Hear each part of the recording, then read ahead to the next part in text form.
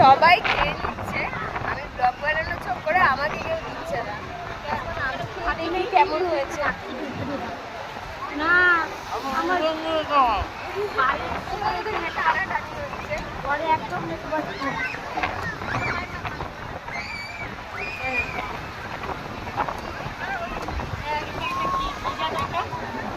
কি নাম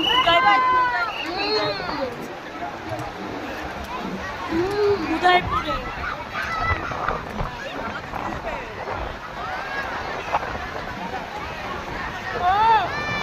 হ্যাঁ হ্যাঁ ঝাল আর বড় ভালো। তো এখন আমার মহারাজ এনেছে চিংড়ি, যা চিংড়ি শেষ হয়ে গেছে, প্লেট এখানে রাখতে পারলো না। এই দেখো সবার হাতে চলে এসেছে, আমি ভিডিওটাই বানাতে পারলাম না, তার আগে সবার হাত থেকে মুখে চলে গেছে। তো এই দেখো